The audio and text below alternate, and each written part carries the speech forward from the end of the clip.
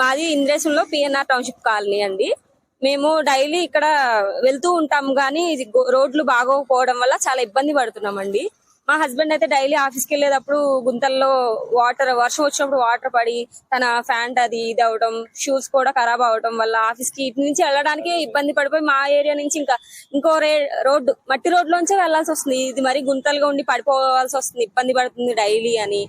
ఇక మా పిల్లలతో వెళ్ళేటప్పుడు కూడా అదురుతుంది అనమాట. అదటం వల్ల ఇప్పుడు బ్యాక్ పెయిన్స్ అలా రావడం వల్ల ఆటోలో వెళ్ళాలన్నా కూడా ఇబ్బంది పడుతుంది. బైక్ ఉన్నప్పుడు, ఇప్పుడు సపోజ్ మా హస్బెండ్ ఉన్నప్పుడు బైక్ మీద వెళ్తాం, నార్మల్ గా వెళ్ళాలంటే ఆటోకి వెళ్తాం కదా, ఆటోలో బుక్ చేసుకుని వెళ్దామన్నా ఏ ఆటోకి వెళ్ళాలన్నా ఇబ్బంది అవుతుంది. ఈ డైలీ లారీస్ వల్ల ఇంకా ఖరాబ్ అయిపోతుంది అనమాట రోడ్డు. దుమ్ము ధూళి పడి జస్ట్ ఎలర్జీస్ రావడం వల్ల, గుంతల వల్ల ఇంకా ఇబ్బంది అవుతుంది. రోడ్డు కూడా సరిగ్గా ఉండటం వల్ల అటు ఇటు వెళ్లే వాళ్ళకి వచ్చారు అధికారులు సరిగ్గా మంచిగా చూసి తొందరగా రోడ్డు వేయిస్తే మేము తొందరగా మంచిగా వెళ్ళాలని కోరుకుంటున్నామండి. నేను డ్రైవర్ని మామూలుగా క్యాజువల్ డ్రైవర్ని. ఈ రోడ్డు మరీ ఘోరంగా ఉంది.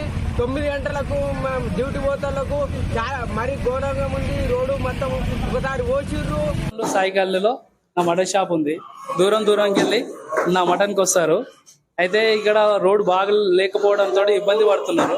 నా షాప్కి కొంచెం గిరాకీ తగ్గింది. కొంచెం అధికారులు కొంచెం రోడ్డు నిఘా పెట్టి కొంచెం చేయాలని అనుకుంటున్నారు. రోడ్ తోటి చాలా ఇబ్బంది అవుతుంది.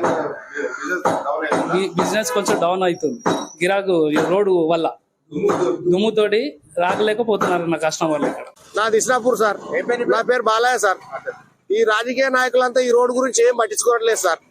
ఈ రోజు అసలు పట్టించుకునే మానవుడు లేదు. ఎలక్షన్లప్పుడేమో నాకు ఓటేయండి నాకేయండి అని ఎంపీలు ఎమ్మెల్యేల కాడికి ఇంటి దగ్గరికి వచ్చి మాట్లాడుతుంటారు.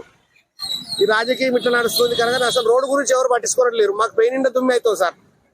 ఒకవేళ హెల్మెట్ లేకుండా వచ్చినామంటే కళ్ళు కనబడట్లేదు సాయంత్రానికి. మాకు ఈ రోడ్లోనే తిరగాలి. మేము ఏం చేయాలని అర్థమైతలేదు సార్. అసలు సర్పంచులు కానీ మన పెద్ద మనుషులు కానీ వీళ్ళు కానీ వాళ్ళు కానీ ఈ రోడ్డును చర్య తీసుకోవాలని మేము కూడా కొంచెం దయచేసి అడుగుతున్నాం.